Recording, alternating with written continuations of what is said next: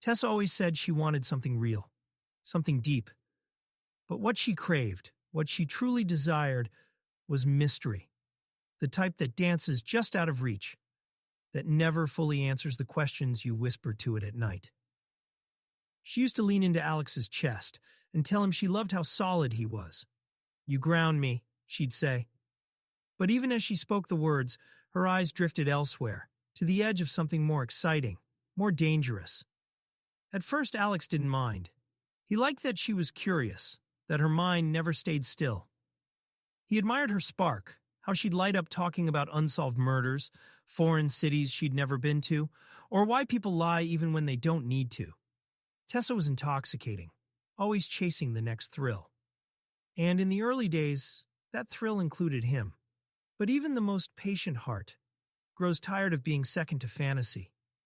Tessa's restlessness started small, a look out the window that lingered too long, a question about an old flame that felt more like a test than a curiosity. "Don't you ever wonder what if?"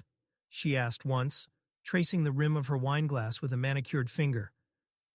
Alex had shaken his head, calm and sure. "No, I know what I have." And that was the first time she seemed disappointed. She never wanted lies, not really. She wanted uncertainty. The space between what's said and what's meant. The tension of maybe. A relationship full of locked doors and long hallways where she could roam freely and wonder what waited at the end of each corridor. Alex, on the other hand, was all open doors and warm lamplight. He showed up. He stayed. He loved without riddles. And at some point, that became the very thing Tessa recoiled from. She began to pull away in subtle ways, canceling dinner for a last-minute creative thing with new people he'd never heard of. Coming home late, perfume a little too strong, claiming it was just a new scent. Asking Alex about obscure books and mysterious people just to see if he could match her fascination. But he didn't play. He didn't perform. Because love to Alex wasn't a stage. It was a home. Still, he watched as Tessa grew more obsessed with the chase, the excitement, the not knowing. She started seeking what she couldn't grasp. Drama, unpredictability, someone that wasn't so steady, so present. She mistook stillness for boredom, honesty for dullness. What she didn't realize was that mystery isn't always about what's hidden. It's about what walks away without a trace.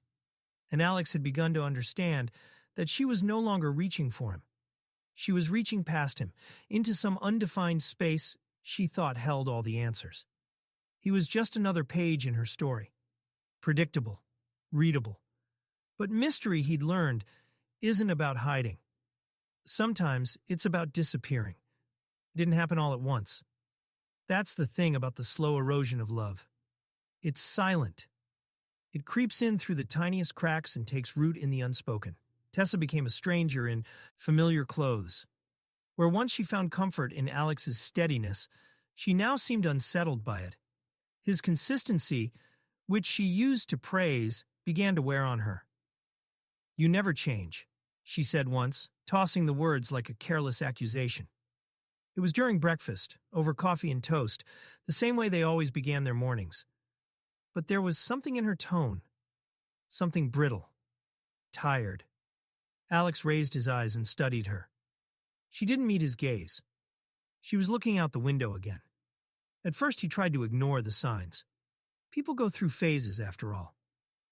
He chalked it up to stress, the pressure of her job, or maybe just a need for space. He'd always believed in giving her room to breathe. He didn't believe in smothering someone into love.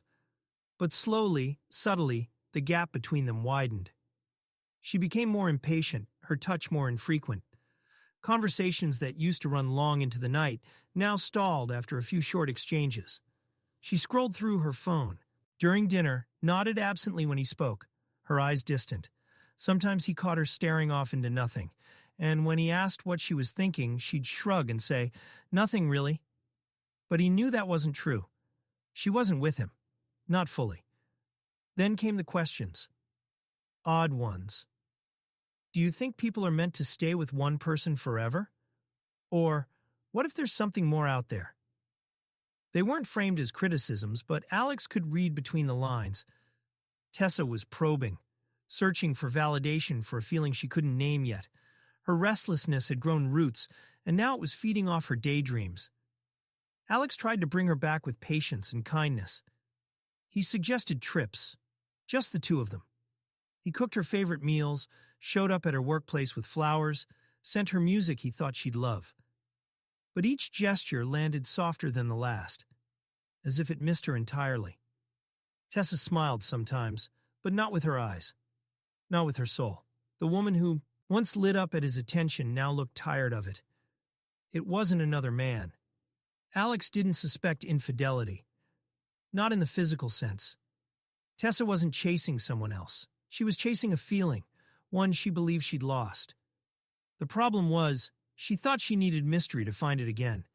And Alex, with all his quiet love and open honesty, didn't fit that mold anymore. He had become too familiar, too known. That's when the friction began. It started small, like pebbles against glass. Tessa began to manufacture tension, arguing over nothing. How he folded laundry, the music he played in the car, the way he always asked if she was okay when she fell silent. She accused him of being too predictable, too stable. "Do you ever just want to feel alive?" she asked once, exasperated, like something might happen. Alex stared at her then, not with anger but with sorrow. "I always feel alive when I'm with you," he said quietly. But she didn't hear it, not really. She was already drifting, already pulling away. He noticed the difference in her energy when she spoke to others. Friends, co-workers, even strangers.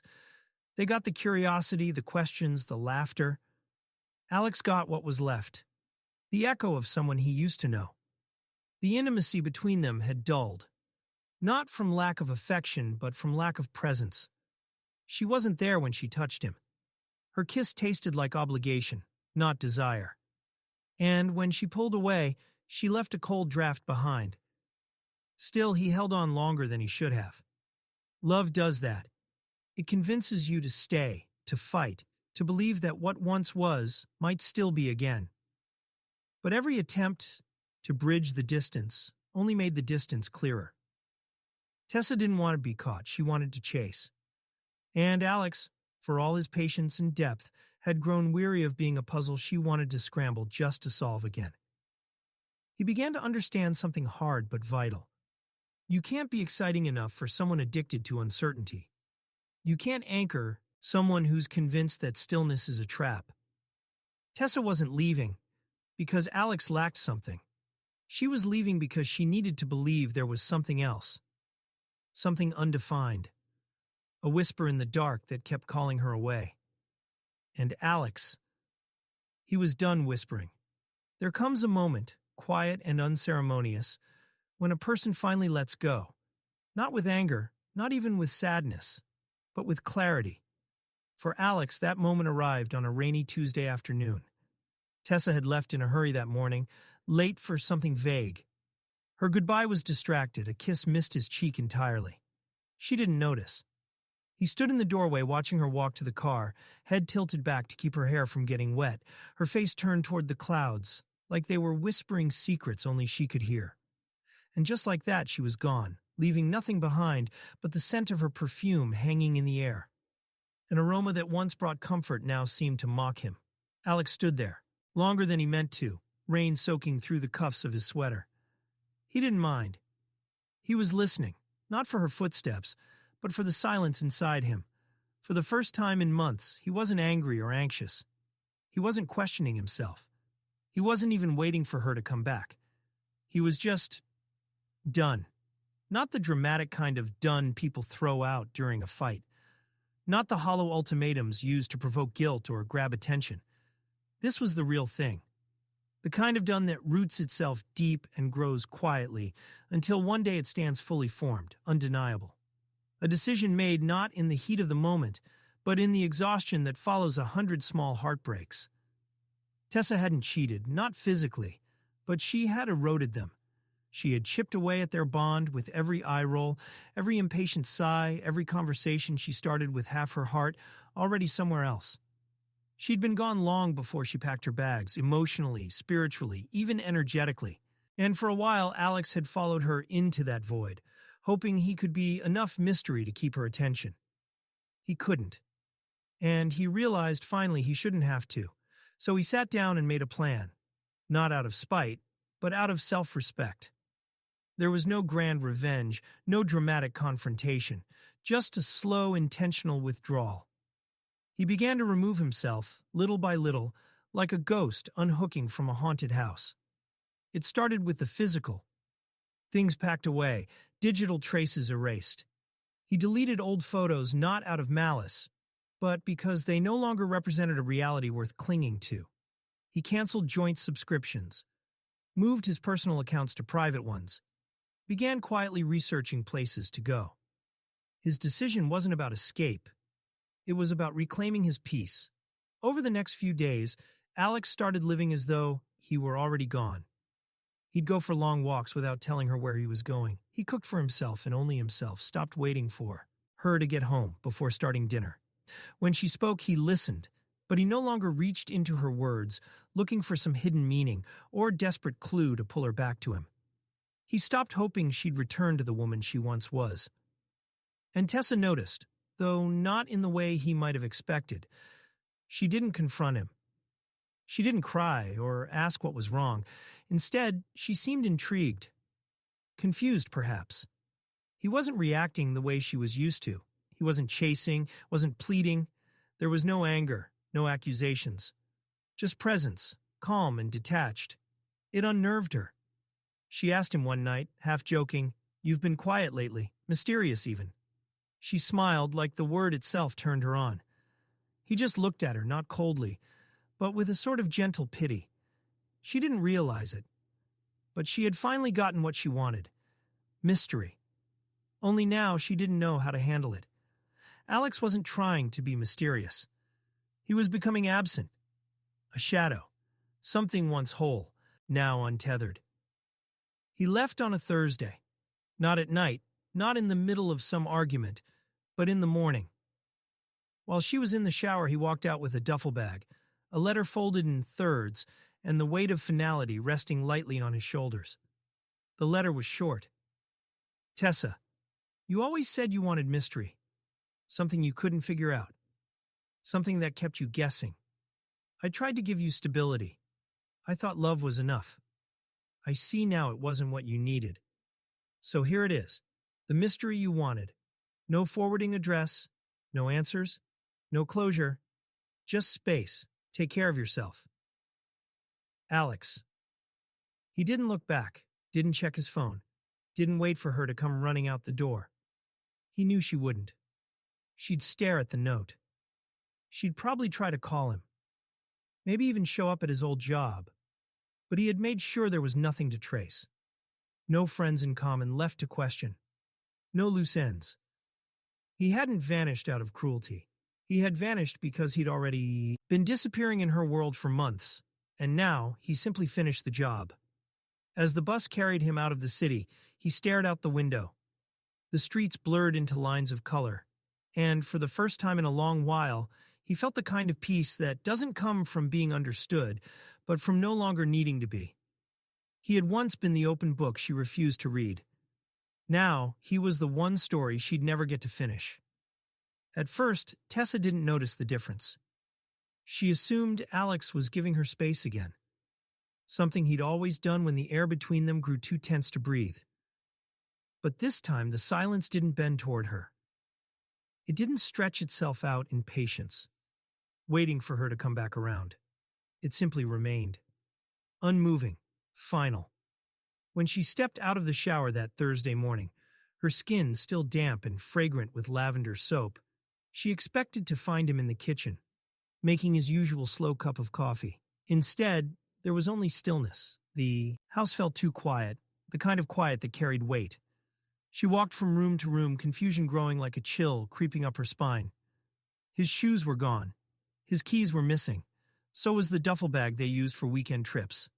Then she saw the note. She read it 3 times, once quickly in panic, a second time in disbelief, and the third time slowly, as the full meaning set in. He was gone.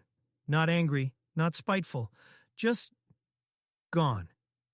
The finality in the note wasn't theatrical. It was devastating because it lacked drama. It didn't beg or blame. It simply stated the truth. Alex had left the stage and the curtain had closed without warning. At first, Tessa didn't react. She went through her day like a machine, pretending everything was normal. She went to work, answered emails, even smiled at coworkers. But the silence followed her like a phantom. When she came home that evening and turned the key in the door, the absence inside the apartment wrapped itself around her like fog. For a while, she told herself this was temporary, that Alex needed time, maybe a few days to cool down. She sent him a few texts, short ones, cautious in tone. "Hey, can we talk?" Then, "I got your note, please call me." And finally, "I didn't know things were that bad. I'm sorry." But the messages remained unread. No bubbles appeared. No ellipses danced on the screen to suggest he was typing. Just silence. It didn't take long for panic to bloom. Tessa began reaching out to mutual friends, only to discover they hadn't heard from Alex either. A few were polite, others distant. Some didn't answer at all. It was clear almost immediately that he had chosen to vanish not only from her life, but from the circles that once connected them.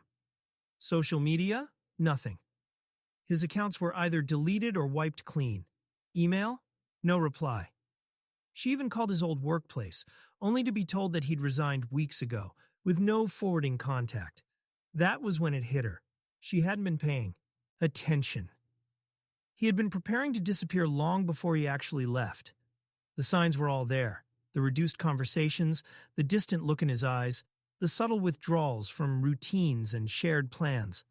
But she had been too busy scanning the horizon for something more to realize the most solid thing in her life was quietly slipping through her fingers.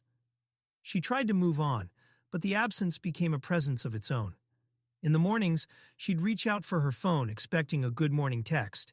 In the evenings, she'd catch herself cooking for two. Even sleep became haunted. The shape of his body beside her in bed had become muscle memory, and now the empty space was impossible to ignore. And it wasn't just physical, it was mental, emotional, existential. Alex had always been steady, easy to count on. And for so long, she mistook that for simplicity. She had craved mystery, and now she had it. A man gone without explanation, without a clear destination, without giving her the closure she thought she was entitled to. The irony was cruel. She had pursued the unknown for so long, only to find herself lost in it, abandoned in the fog she once romanticized. She started dreaming about him. Sometimes faint, surreal images, other times vivid recollections of shared moments. The way his hand would brush hers when passing the salt. How he'd laugh softly at the documentaries she made fun of, but always watched with him anyway. His favorite worn t-shirt that smelled of cedar and old pages. She remembered everything now. She tried to fill the void, reconnecting with old friends, going on dates, even trying to get lost in the same kind of chaotic excitement she once chased. But none of it worked. The thrill felt shallow, the conversations hollow. Nothing compared to the deep, still love Alex had offered her, the kind of love she had dismissed as too safe, too predictable. Weeks turned into months. Seasons changed. And still no sign of him. He became a shadow in her mind, a whisper of a man who once stood beside her and offered her everything. And now he was everywhere and nowhere all at once. She walked through life with the ache of his absence, stitched into her every day. Because mystery, she finally understood, isn't always about what's hidden. It's about what's gone. And Alex had become exactly that. Gone, not just in body, but in essence. A ghost of her own making. A shadow she could never chase down. She had wanted mystery, and now she had it. A perfect silence, a vanishing act, an echo that would never answer back. There's a peculiar kind of grief that doesn't come with funerals or eulogies. It doesn't arrive with casseroles and condolences. It comes quietly, in the slow realization that someone is gone, and they chose not to tell the world. They just disappeared. From your life, from your future, from the version of yourself that only existed with them. That was the grief Tessa now lived with. In the weeks that followed Alex's disappearance, she moved through life as if underwater. Everything sounded muffled. Everything felt delayed, like her emotions were buffering. She still worked, still smiled when it was required. But her spark, the same one that once demanded thrill and unpredictability, had dimmed. The chase had ended not with a revelation or climax, but with absence. She had reached the end of the mystery, only to discover that it had no answer. Just silence. She found herself replaying old conversations, sifting through them like evidence, hoping to find the moment he truly decided to leave. But there was no dramatic pivot. Just 100 tiny moments she hadn't noticed. The pauses between words. The tired way he said, "I'm fine." The way he had stopped asking her where she was going at night. He had been letting go long before he walked out the door. And she had been too busy seeking the unknown to notice the depth unraveling right in front of her. Sometimes she'd sit in their old living room, now hers alone, and stare at the spot on the bookshelf where he kept his favorite dog-eared novels. The shelf was empty now, but she still reached for the air, out of habit. That was the cruelest part of it all. The muscle memory. Her body remembered him in ways her mind tried not to. Every time she cooked, she caught herself setting out 2 plates. Every time she heard a door creak, her heart surged with hope, only to collapse again. She tried to contact him a few more times. The messages remained unopened. Then one day her texts started bouncing. Number no longer in service. That was the last thread. After that, she stopped trying to reach him. But the absence didn't stop reaching for her. New people came into her life. Colleagues, friends, even the occasional date. But no one held the weight Alex did. No one had the gravity, the quiet confidence that grounded a room without saying a word. Every conversation with someone new was compared to one she'd had with him. Every moment of connection felt like an imitation. And it was then, in her attempt to move forward, that the full cost of what she had lost settled in. Tessa had always thought love was meant to be wild and consuming, full of high highs and chaotic lows. Alex had shown her something different. Love as a quiet presence, steady and loyal, rich in the kind of depth that didn't demand attention. She hadn't recognized it at the time. Now she couldn't stop thinking about it. The man she thought was too predictable had been the one thing she could trust. And when he left, he did it with such certainty, such precision, that it shattered every illusion she had built about herself. For a woman who spent her life chasing shadows, she had finally become the one haunted. Sometimes, late at night, she would whisper his name into the dark, half hoping that the walls might echo it back. They never did. He was gone, not because he hated her, but because he loved himself enough to leave. He had given everything, without asking for applause, and when he saw it wasn't enough, he walked away with grace. Now, Tessa lived with that grace like a scar. Not painful, not fresh, but permanent. She had wanted mystery. And Alex had become the one she could never solve.